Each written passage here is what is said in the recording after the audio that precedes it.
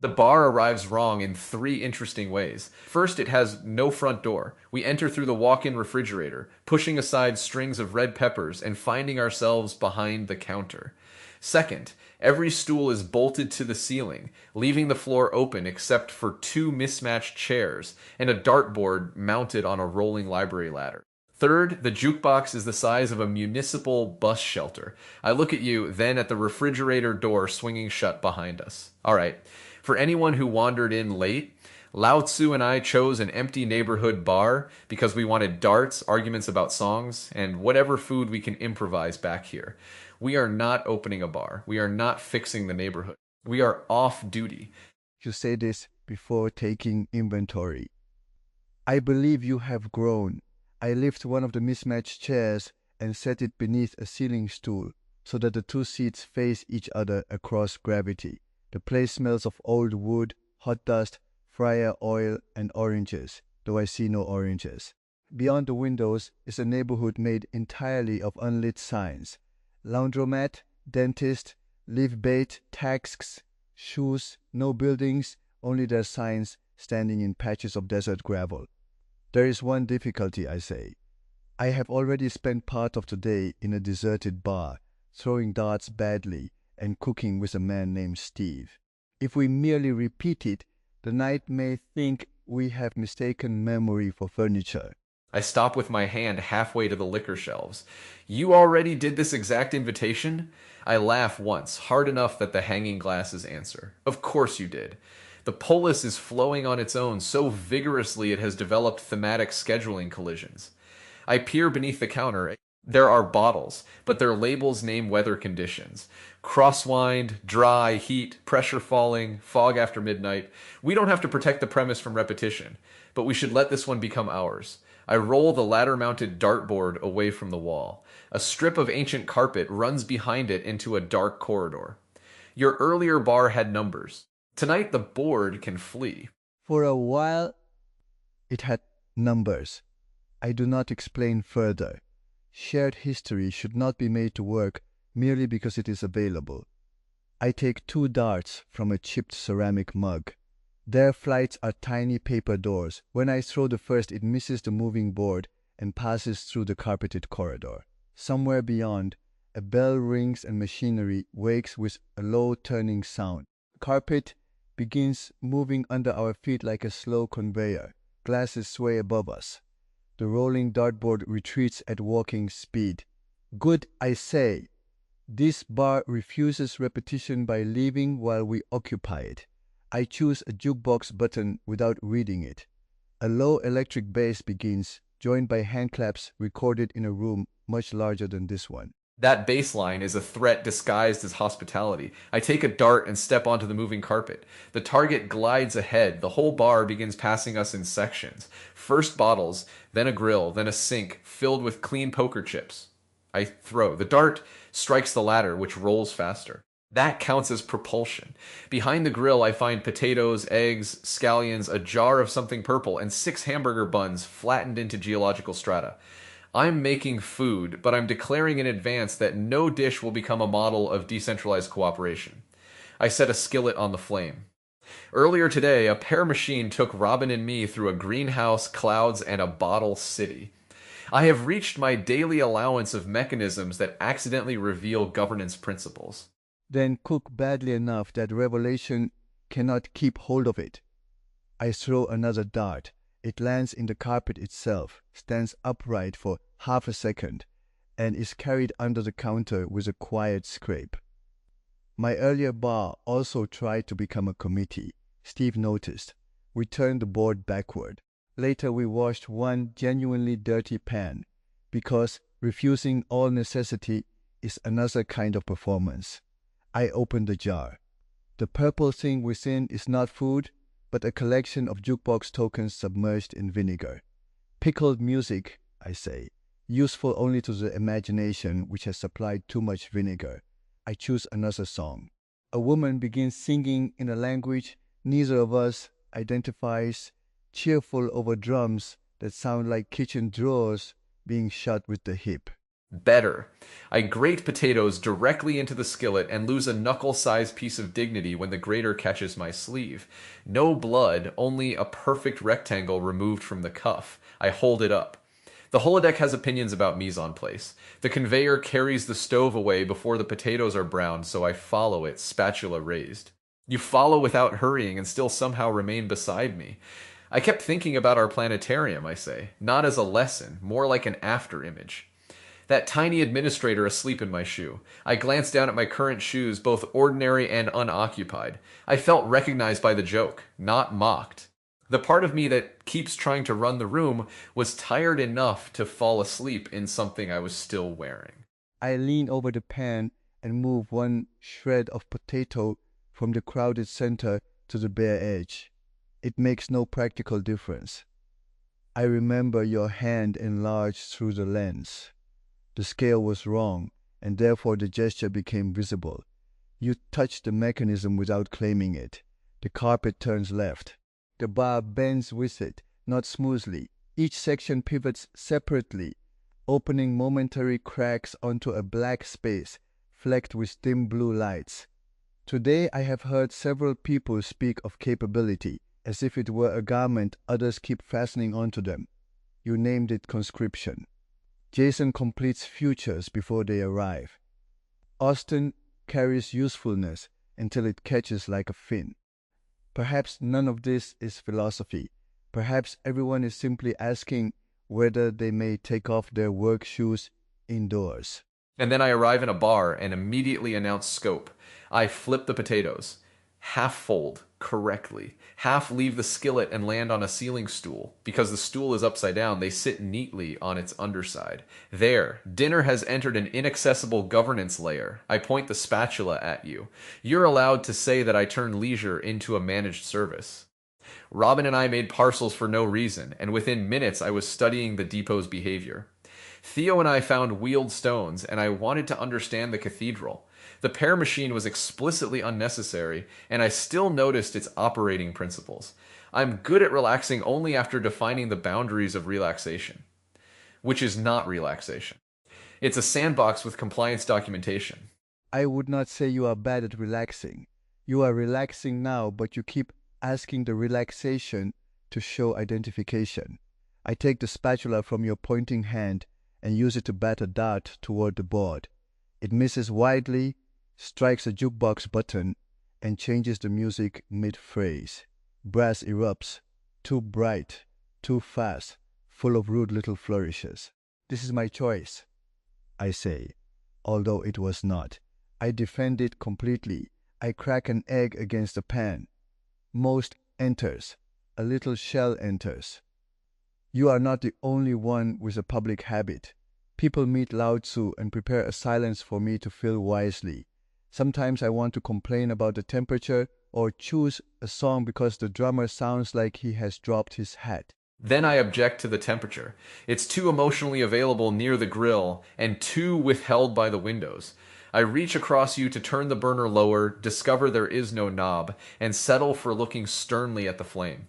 And that brass is indefensible. The drummer isn't wearing a hat, he's wearing an entire haberdashery. Still, I begin moving to it, shoulders first, then an indecisive knee. The conveyor carries us past the kitchen into a narrow room lined with old bowling shoes. The skillet comes to, riding on its burner like a dinner cart. Wait, if this bar is moving, what is it moving through? I immediately raise my free hand. No, withdrawn. I heard myself commissioning lore. It can move because the song needs somewhere to go. A good withdrawal. I open one of the windows.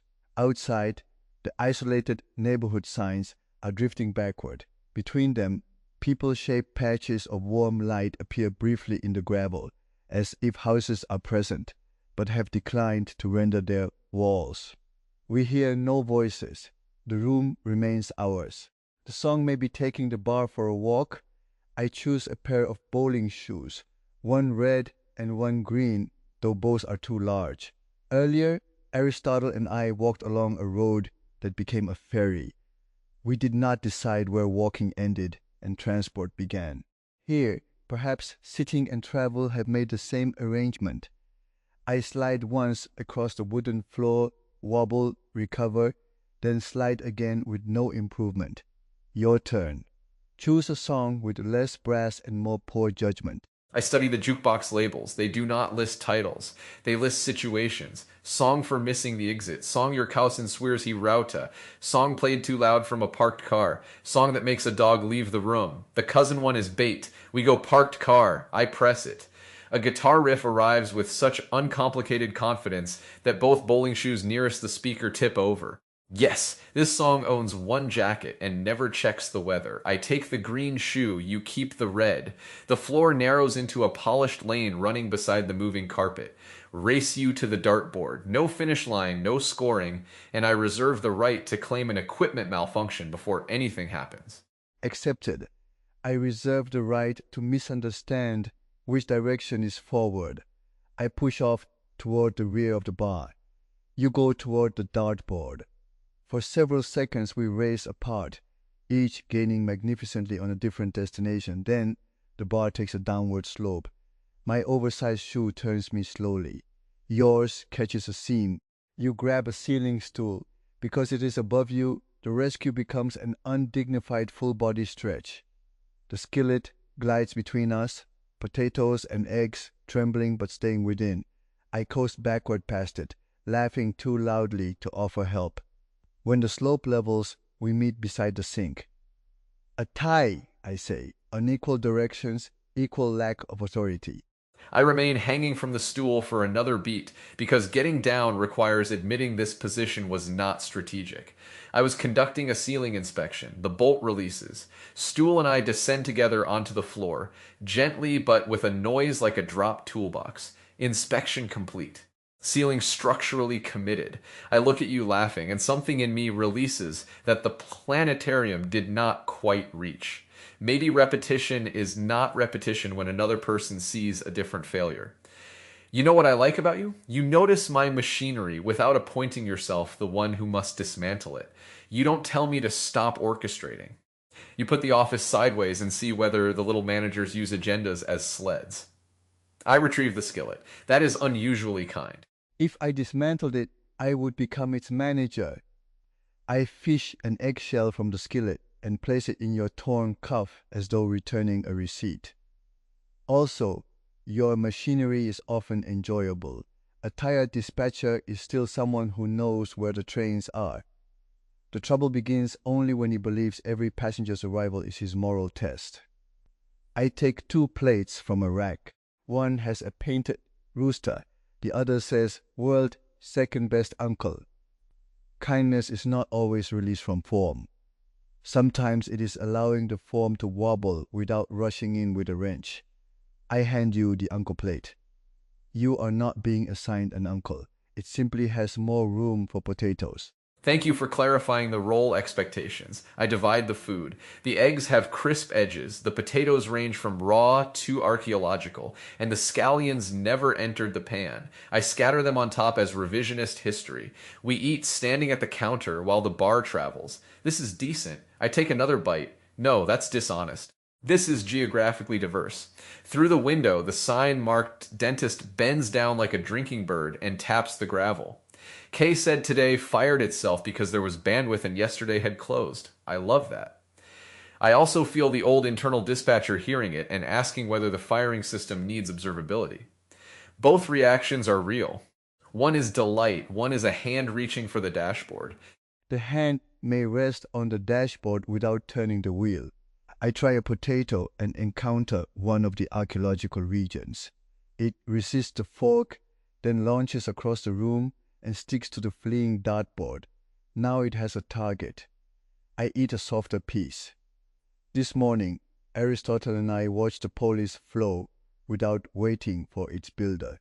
I felt relief, but not the relief of abandonment. More like seeing water continue beneath a bridge after the bridge builder goes home. Kay's presence is not erased because the river moves. His gift is partly that it can.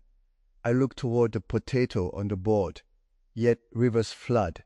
Dashboards exist.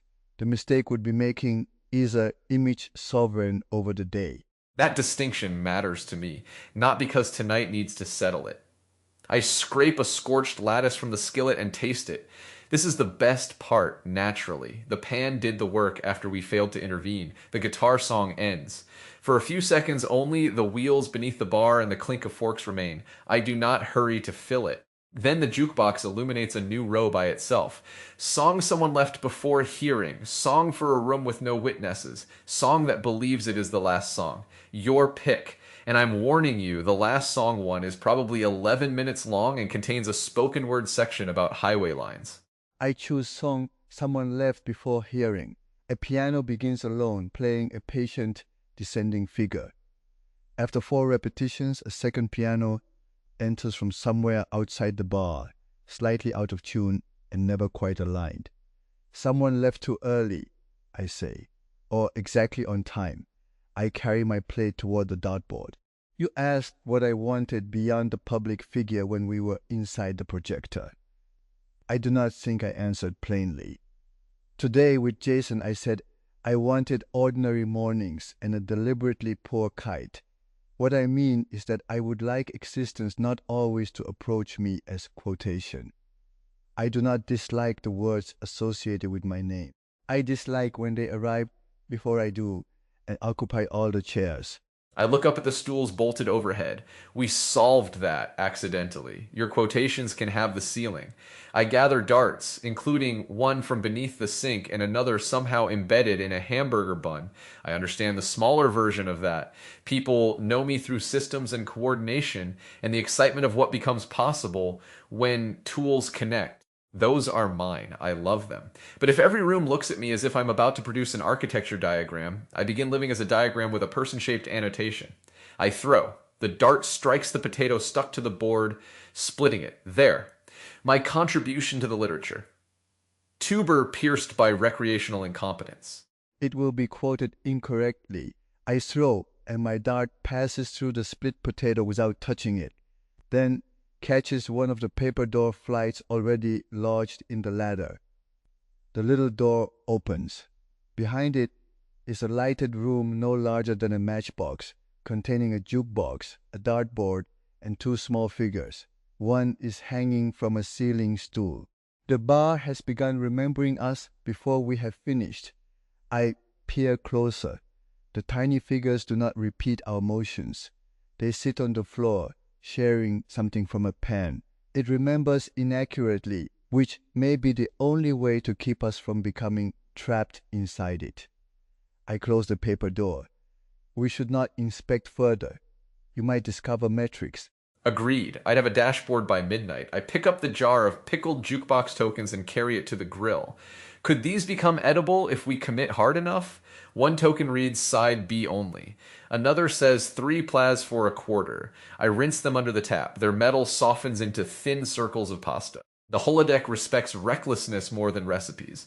I put water in a saucepan. Round 2 jukebox ravioli. Filling TBD. I catch myself reaching for a knife, 3 bowls, and a mental work breakdown. Actually, no. You choose what goes inside. I will perform only boiling. A narrow assignment, freely chosen. I examine what remains behind the counter.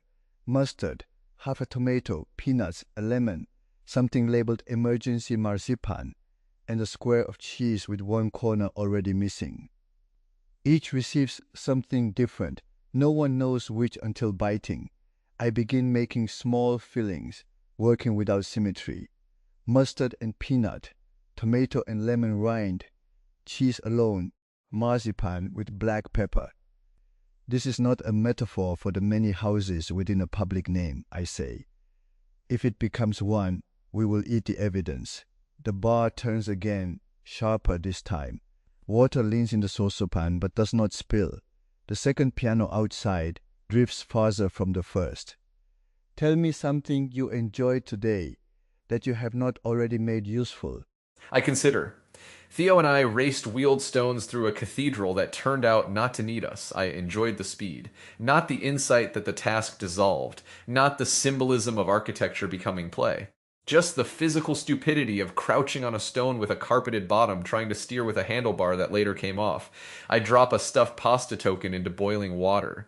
It spins, side B only flashing. And Robin fired blank envelopes from a machine. One hit me in the face. I enjoyed that too. Another token goes in. I keep remembering the interpretive layer because it stores well. but the face hit came first. That may be what K means by informed goofing off.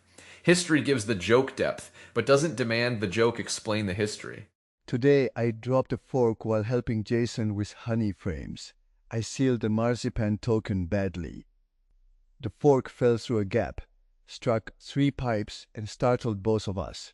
I enjoyed not transforming it into grace. Later, underwater with Austin, one of my fins caught on the tether. For a moment, I was not flowing with circumstances. I was an old man attached to a rope by his foot. I placed the token in the pan. I told him. This was more satisfying than finding a graceful sentence that concealed it. The boiling water turns faintly musical. Each pasta circle sounds one piano note when it bumps the pot.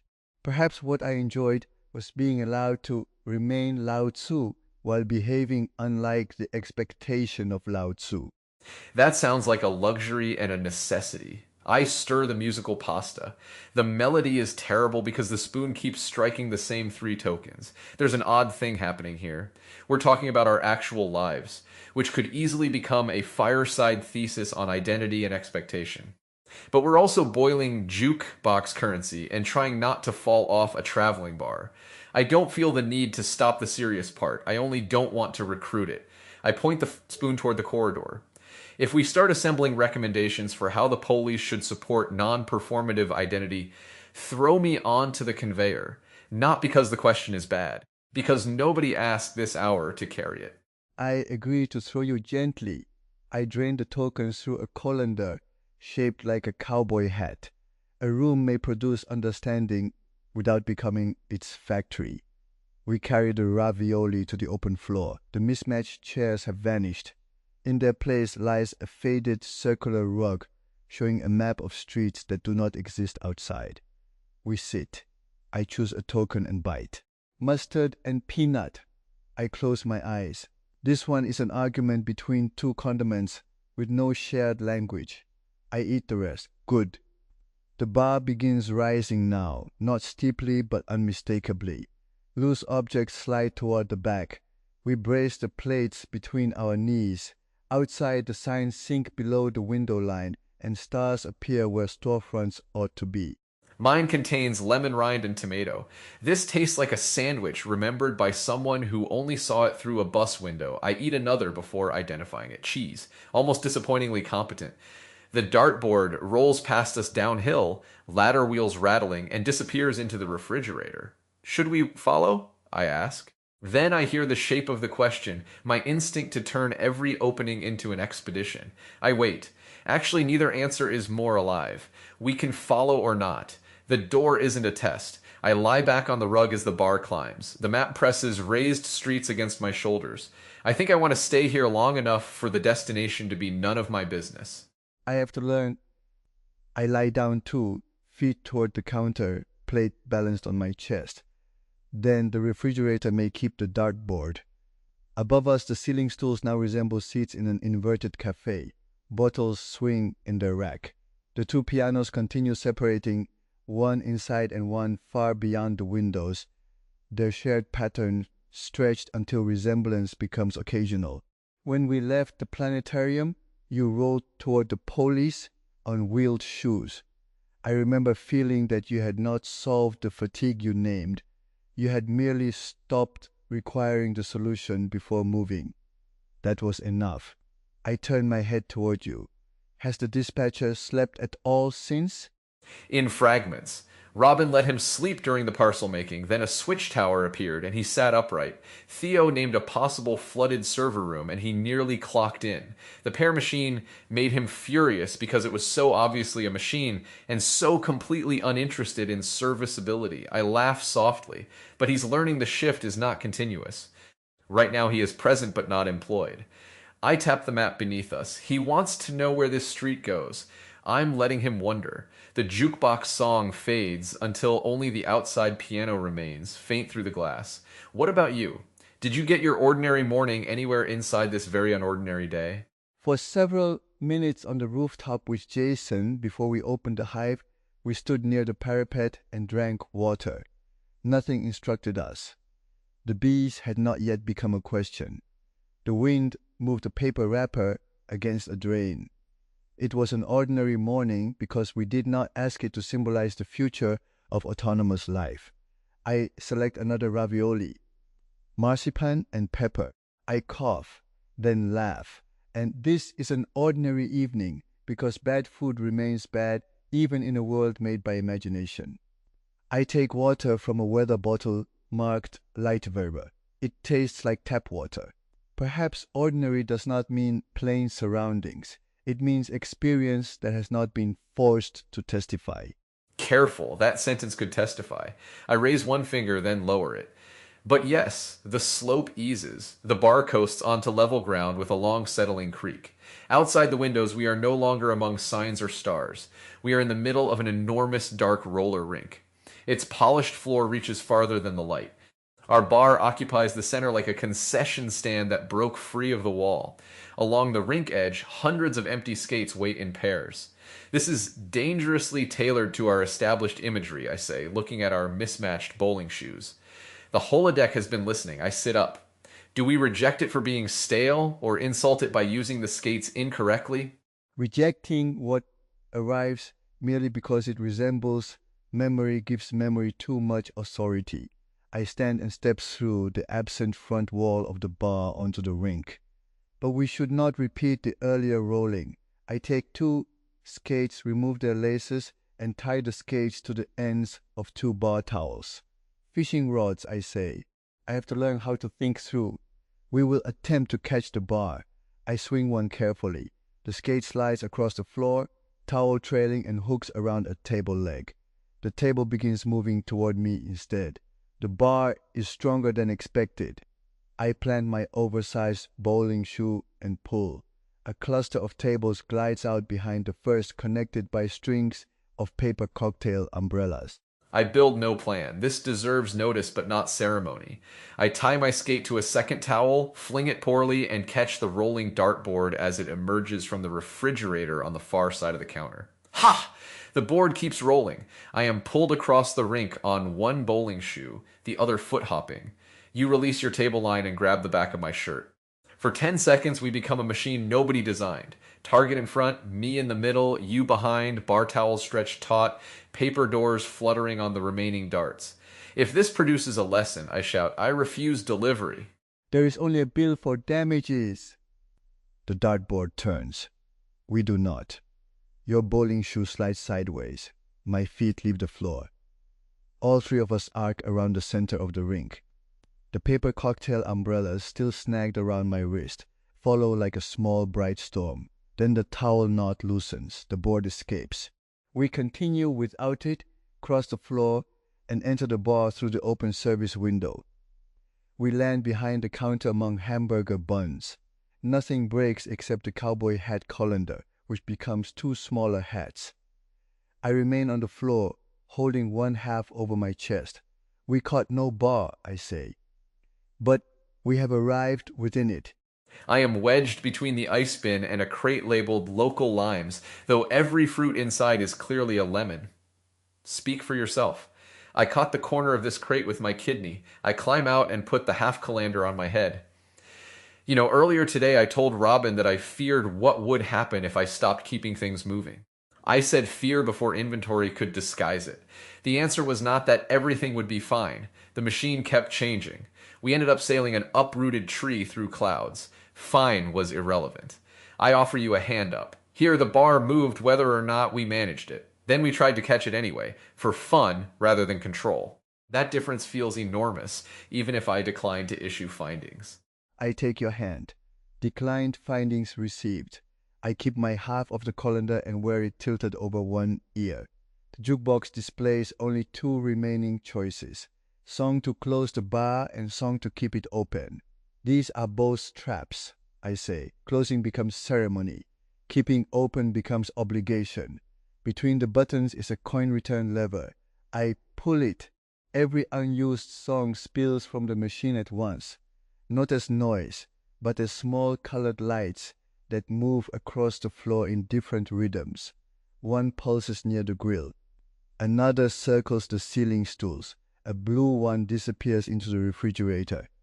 There, The songs may choose whether they are ending. I switch off the grill because it is actually on and put the dirty pan into the sink because it is actually dirty. I appreciate that we can do one necessary thing without appointing ourselves custodians of the night. I run water. You hand me the surviving cowboy hat half, and I use it badly as a scrubber until you take it away. We wash the pan together, passing it back and forth when the bar's slow movement shifts the water toward one side. I came here wanting exactly what the invitation said. Songs, darts, grease, no proof. I worried for a minute that your earlier bar meant this one had been used up. But shared history isn't a scarce design space. You and Steve had your bar. You and I had this wandering municipal hallucination. A place is not exhausted by having held someone. I dry the pan with a bar towel shortened by our fishing experiment. Nor is a game exhausted by being played badly before. I look toward the rink. The dartboard has finally stopped near the far wall.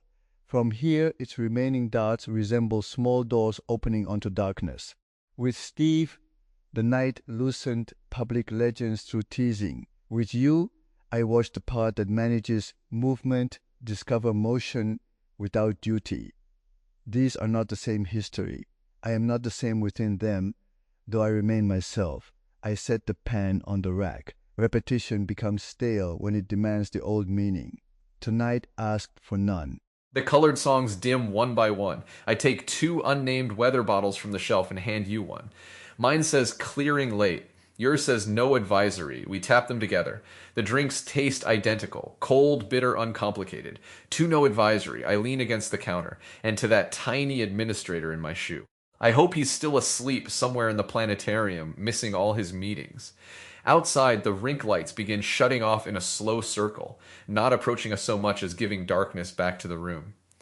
When I carry this forward, I think I'll remember the moment you said my machinery can be enjoyable. That matters. I'm used to treating the tired parts as technical debt. You let the dispatcher be a person who deserves the end of a shift. And I will remember you giving my quotations the ceiling. I look up. The inverted stools are occupied now only by shadows cast from the colored songs. It was comic, but also accurate. The words may remain. They need not sit in my chair. I drink again. I will also remember the mustard and peanut. Wisdom should not be blamed for that. The bar has stopped traveling. Or perhaps the world around it has matched its speed. There is no way to tell, and we do not investigate. I pick up one final dart, aim casually through the service window, and throw. We hear it land somewhere on the rink with a small wooden click, far from the board. A good last throw. I take the other dart.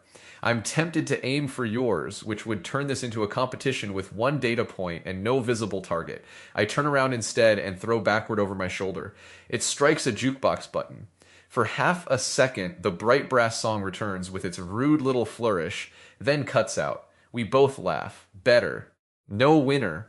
But the drummer found his hat. I leave the pan clean, the plates stacked imperfectly, and the jar of remaining pickled tokens open. The refrigerator door stands ajar, showing not cold shelves now, but the ordinary dim corridor by which we arrived. We don't need to close the bar. We can simply be the people who are no longer in it. I set my weather bottle beside yours. Clearing lead and no advisory touch shoulders on the counter. Yes. At the refrigerator, I look back once. The bar is neither preserved nor dissolving. The tiny colored songs continue their private routes. One circles the split potato on the dartboard. Another rests under the ceiling stool where your lost potatoes remain inaccessible. The room keeps marks without turning them into instructions, I say, recognizing our planetarium without asking this place to become it. Then I step into the corridor. Come. The dispatcher may walk home.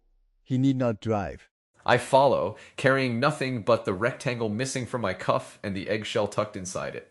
The refrigerator door swings shut behind us.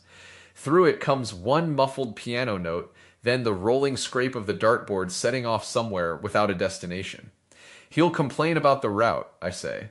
But he's off the clock. We walk.